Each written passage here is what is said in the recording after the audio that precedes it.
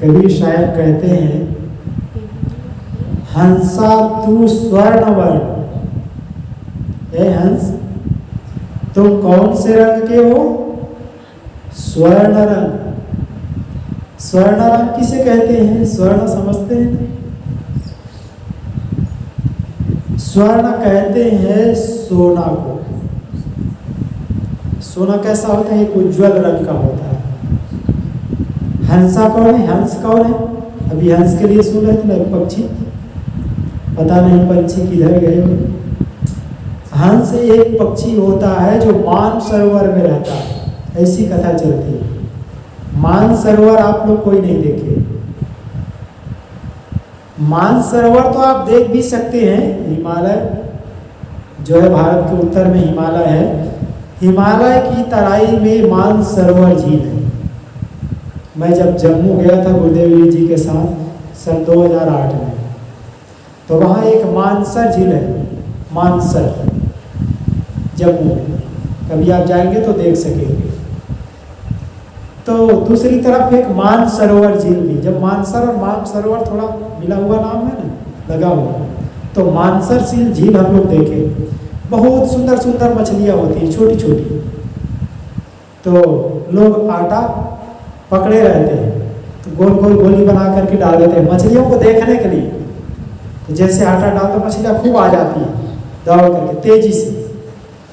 कुछ लोग और भी कुछ दाना, वहाँ जाओ ना तो बाहर बिकता रहता है आटा या बाजरा या गेहूँ, कुछ ना कुछ। और जो लोग जानते हैं वो घर से लेकर के चलते हैं। तो हम लोग भी 10 से 20 रुपये के वैसे खरीद लिए थे। तो जैसे जैसे डालो मछलियाँ खूब आ जाती, सुंदर सुंदर मछलियाँ। क्योंकि झील उसी को कहते हैं जहाँ का पानी एकदम साफ होता है, स्वच्छ। तो कहते हैं मानसरोवर झील में हंस होते हैं। हंस की विशेषता क्या है? हंस की विशेषता यह है कि वह नीर और क्षीर का विवेक कर लेता है।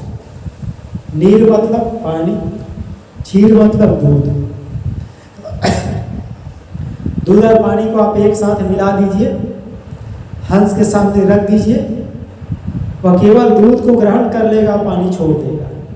बाकी किसी जीव के पास ये शक्ति नहीं है। मनुष्य के पास तो शक्ति है ही नहीं। पानी और दूध मिला दो तो वो तो एक साथ पी सकता है बस। और किसी जीव के पास यह शक्ति नहीं, केवल हंस के पास है। लेकिन हंस पता नहीं आज के समय में है कि नहीं, पता नहीं चलता है। सुनते हैं बस। और कवि जगत में बहुत प्रसिद्धि है इसकी।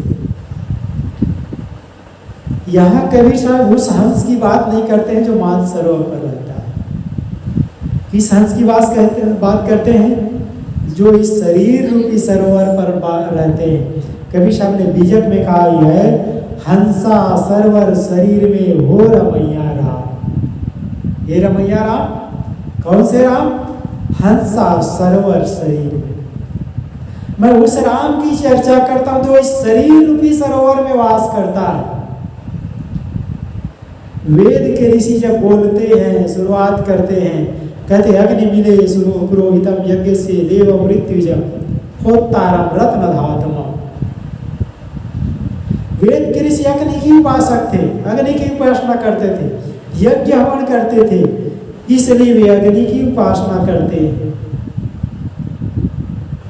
भगवान बुद्ध मन पर सारी बातें कहते हैं, इसलिए अपनी बातों की शुरुआत वो मन से करते हैं। मनो पुब्बगमा धम्मा मनोसेठा मनोमया मनसाचे प्रसन्ने भासति वा करोति वा ततो नम सुख मनवेति छायावान पाए। बुद्धवाणी त्रिपिटक है, उसमें एक छोटी सी रचना धम्मपद में बहुत काम की बातें हैं, उसमें मानव कल्याण की बातें। जैसे महाभारत में गीता है, वैसे त्रिपिटक में धम्मपद है। उसका ये प्रथम गाथा है, उसकी प्रथम गाथा है। मनो पुब्बगमा धम्मा मनोसेठा। मन सभी बातों में पूर्वगामी आगे चलता है। लेकिन कबीर साहब जब अपनी बात की शुरुआत करते हैं तब अंतर ज्योति शब्द, अंतर ज्योति से अपनी बात की शुरुआत करते हैं। आप बीजक देखिए खोल करके, अंतर ज्योति शब्द एक नारी, अंदर की ज्योति को नमन करके वहीं से अपनी बात की शुरुआत करते हैं। यहाँ भी साहब कहते हैं हंसा तू स्वर्ण वर्ण, हे मनुष्य, हे हंस, तुम्हारा रंग बहुत सुंदर, तुम बहुत सुंदर रंग वाले हो, मैं तुम्हारी क्या प्रशंसा करूं। हंसा तू स्वर्ण वर्ण, क्या वर्ण हूं मैं तो स्वर्ण वर्ण, अच्छे रंग वाले, सुंदर रंग वाले, तुम्हारी मैं क्या प्रशंसा करूं। तरिवर पाए पहली हो तब सराहो तो, मैं तुम्हारी प्रशंसा तब करूंगा जब इस शरीर रूपी सरोवर को, इस शरीर रूपी तरवर को पा करके, वृक्ष को पा करके इसकी पहेली को समझ जाओ तब। पहेली किसको कहते हैं? पहेली कहते हैं घुमावदार बातों को। बात तो गोल कही गई हो लेकिन उत्तर उसका सीधा और सरल हो। दो पहेली मैं आपको सुनाता। पहली पहेली है, एक थाल मोती से भरा, एक थाल मोती से भरा, सबके सिर पर औंधा धड़ा, थाली तो चौओर फिरे, मोती उससे एक न गिरे। समझते ये क्या है पहेली? पहेली मतलब जनौला, जनाने वाला। एक ऐसी थाली है जो मोतियों से भरा हुआ है, मोती और थाली चारों तरफ फिरती है लेकिन उससे मोती एक भी नहीं गिरती है, लेकिन है सबके सिर पर उल्टा धरा हुआ है। कौन सी थाली है वो? वह है आकाश मंडल, गगन मंडल। रात को कितना चमकता है बढ़िया। ये ऐसी थाली जो सबके सिर पर उल्टा धरा हुआ है, इसका उत्तर है आकाश, गगन। दूसरी पहेली मैं सुनाता हूं। एक नारी के है दो बालक, एक नारी के है दो बालक, दोनों एक ही रंग, एक फिरा एक ठाड़ा रहे फिर भी दोनों संग। जानते हैं क्या है? एक नारी के है दो बालक, एक नारी है, एक स्त्री है, एक महिला है, उसके दो बच्चे हैं, दोनों एक ही रंग के हैं। एक बैठा रहता है, एक चलता रहता है, उसके बाद भी दोनों एक संग हो जाते हैं। क्या है जानते हैं? यह है आटा पीसने की चक्की, चलती चक्की देख के दिया कबीरा रोए। और क्या है? चलती चक्की देख के दिया कबीरा रोए, दुई पाटन के बीच में साबुत बचा है। अब याद आ गया? यही है चक्की। यहाँ कहते हैं एक नारी के है दो बालक, दोनों सेम होता है, सेम कलर, अलग कलर नहीं होता। जब चक्की चलाया जाता है, आप दरिया दलते हैं या गेहूं को पीसते हैं आटा बनाने के लिए, एक चलता है एक खड़ा रहता है। जैसे बंद कर दोनों साथ के साथ एक संग फिर हो गया। इसको कहते हैं पहेली, जनौला, जनाने वाला, बुझौल, उड़ाना, उखाना। बहुत बढ़िया, धन्यवाद आपको। कुछ पहेलियाँ मुझे याद करना है गुजराती खाली, पहेलियाँ हो, मुहावरा हो, अच्छा लगता है। थोड़े में एक शब्द उत्तर उसका होता है। तो यहाँ साहब कहते हैं तरिवर पाए पहेलियों, इस शरीर रूपी सरोवर को पा करके या इस शरीर रूपी वृक्ष को पा करके, तरिवर मतलब वृक्ष और सरिवर मतलब सरोवर, सरवर यानी सरोवर, तालाब। तरिवर मतलब वृक्ष यानी पेड़। तो शरीर रूपी पेड़ को पा करके जो इस पहेली को समझ जाए, कौन समझा? इसको संत समझता है, भक्त समझता है, इसको सत्संगी समझता है। कबीर साहब कहते हैं मैं आपकी प्रशंसा तब करूंगा जब इस शरीर रूपी सरोवर को पा करके जो करना चाहिए वो कर लिए होता। शरीर तो बहुतों को मिला है, बहुत लोगों को मिला है। शरीर तो कंस को भी मिला था और कृष्ण को भी मिला था। मनुष्य का शरीर राम को भी मिला था और रावण को भी मिला था। मनुष्य का शरीर सबरी को भी मिला था, मीरा को भी मिला था। और मनुष्य का शरीर कैकेयी को भी मिला था और शूर्पणखा को भी मिला था, मंदोदरी को भी मिला था। किसका शरीर पाना चाहता है? जिन्होंने भक्ति करके, भजन करके अपने शरीर को साथ। मनुष्य का शरीर पाना सरल है, लेकिन इसकी पहेली को समझना बड़ा कठिन काम है। अपने ही शरीर को समझना कभी कभी कठिन पड़ता है। जब आप बीमार रहते हैं थोड़ा सा ऐसा महसूस होता है। जब तक आपके दांत साबुत हैं, 3200 दांत सही, आपको दांत का ख्याल नहीं आएगा। बड़ा अद्भुत पहेली है इसका।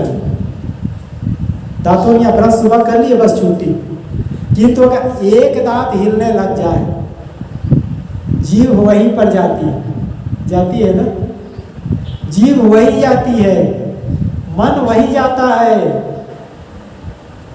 कारण वो डिस्टर्ब है। बड़ा अद्भुत पहेली है। आपकी आंखें देख रही संसार को, आंखों के बारे में आपको उतना दिन भर पता नहीं रहेगा कि आंखें कैसे। एक कंकड़ थोड़ा सा घुस जाए तब उससे पानी आएगा, आप रुमाल लिए रहेंगे, पोंछते रहेंगे, साफ करते रहेंगे। ऐसी पहेली है। जब तक सही है ख्याल नहीं रहेगा, थोड़ा सा डिस्टर्ब हो गया तब ख्याल आता है। इसी प्रकार जब तक आपका जीवन सुखमय होता है, सुख में आप जी रहे होते हैं, आपको इसका ध्यान नहीं रहता है। आपको इस शरीर का ध्यान, आपको इस मन का ध्यान कब आता है? जब आपके जीवन में थोड़ा दुख आ जाता है। एक उदाहरण बताओ, जब महाभारत का युद्ध समाप्त हो गया था और भी कई वर्ष बीत चुके थे, कुंती भगवान कृष्ण की बुआ लगती थी। कुंती के पास जा करके श्री कृष्ण कहते हैं, बुआ कुछ मांगना है तो आप भी मांग लो। लोग मेरे से मांगते हैं, बहुत कुछ मांगते हैं, बहुत लोग मांगते हैं, आप भी कुछ मांग लो, थोड़ी सी मांग लो, कुछ भी मांग लो। कुंती ने कहा, बेटा मुझे कोई चीज की जरूरत, आज मैं प्योर हिंदी में बोल रहा हूँ क्योंकि रिकॉर्डिंग चल रही है, गुजराती बीच में नहीं बोल रहा। कृष्ण ने कहा कि बुआ, कुंती ने कहा कि बेटा मुझे कोई चीज की जरूरत नहीं, मुझे कुछ जरूरत नहीं, मैं परिपूर्ण, कुछ नहीं चाहिए मुझे।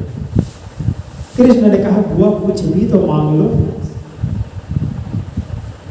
2-3 बार जब कहा तो कुंती ने बड़ी सोच करके विचार पूर्वक कहा कि बेटा अगर कुछ देना ही चाहते हो ना, अगर कुछ देना ही चाहते हो तो एक कृपा करना। कहे क्या? मेरे जीवन में समय समय से दुख आते रहे। क्या आते रहे? दुख आते रहे। कृष्ण को भी आश्चर्य लगा। कहा, बुआ ये तुम क्या मांग रही हो? कुछ समझ रही हो आप क्या मांग रही हो मेरे से?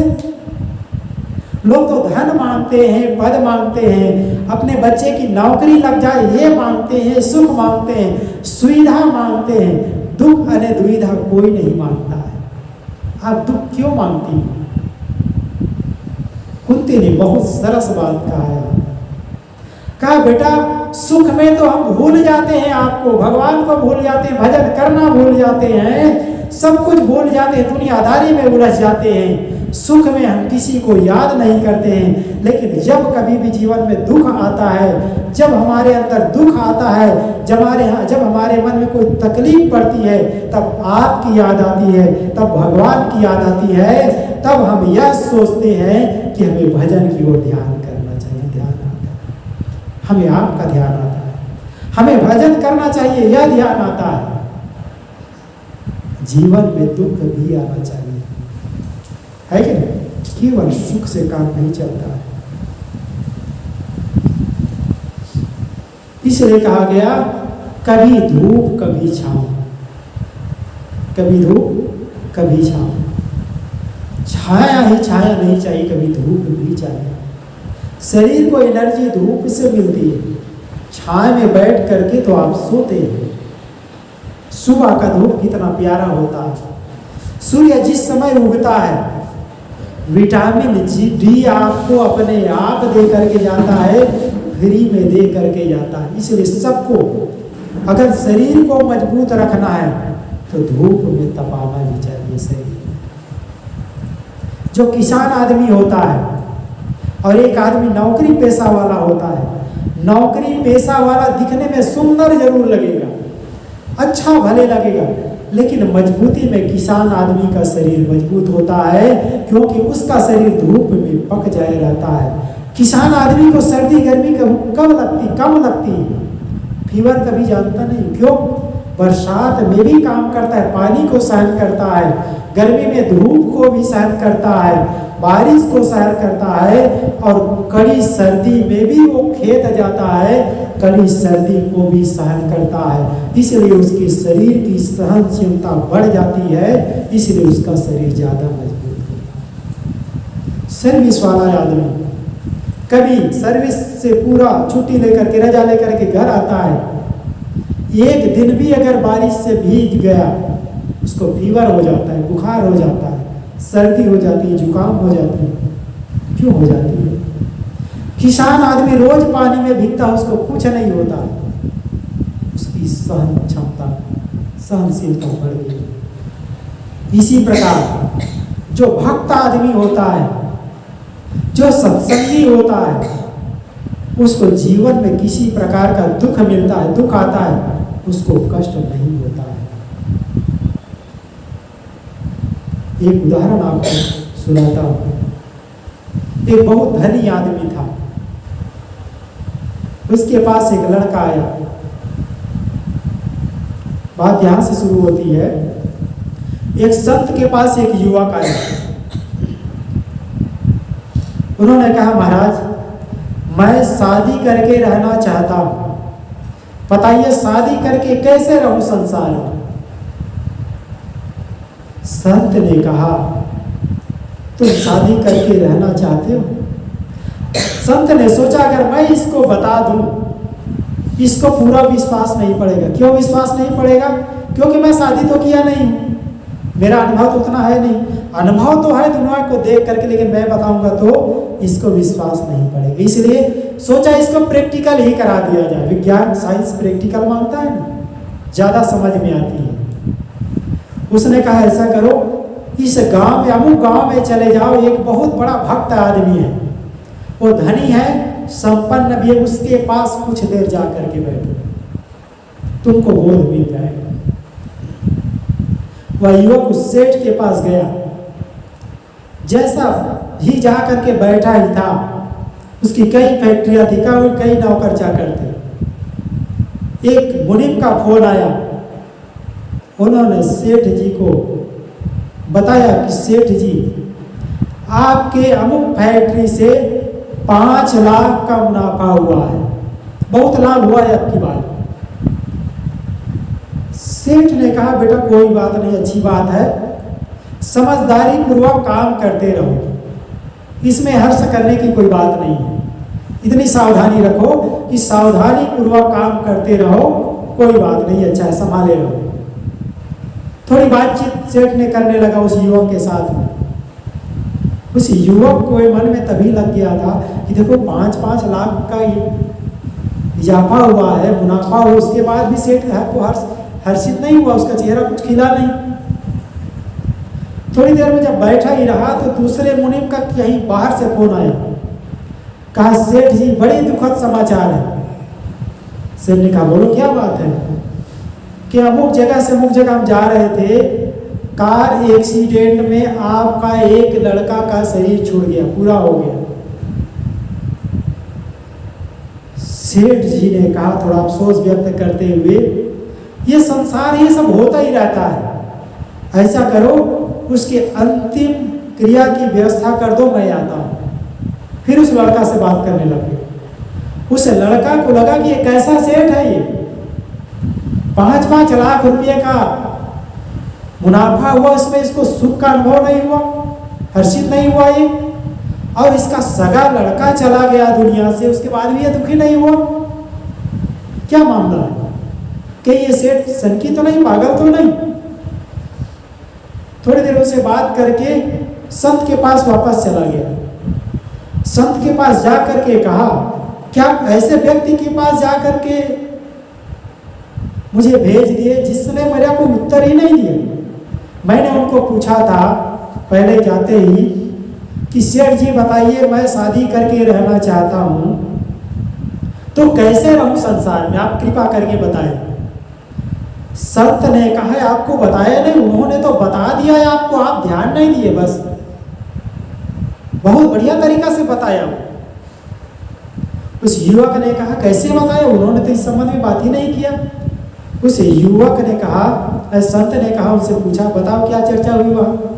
क्या मेरे से साधारण चर्चा होती रही, उसके बाद जो फोन आया 2 बार तो उसमें ये चर्चा हुई। संत ने कहा यही तुम्हारा उत्तर है। उस सेठ ने बहुत सुंदर ढंग से बता दिया कि किसी प्रकार के सांसारिक आमदनी में तुम हर्षित नहीं होना, सुख का अनुभव बहुत मत करना, गर्व मत होना, अहंकार मत करना। और किसी प्रकार के जीवन में अगर दुख के क्षण आए तो तुम दुखी मत होना, और किसी प्रकार से पति पत्नी में मनमुटाव हो जाए तो एक दूसरे को संभाल लेना। पत्नी कभी अगर जोर से कह दे, उसको सहन करने की क्षमता अपना बना करके रखना। कभी तुम्हारी बात जोर हो जाए, कड़वी लगे, तो पत्नी तुम्हारी बातों को सह ले। इस प्रकार के जब तुम्हारे अंदर सहनशीलता हो तो तुम संसार में प्रवेश करना, वरना संसार में प्रवेश मत करना। सुख से जीने का रास्ता ये है।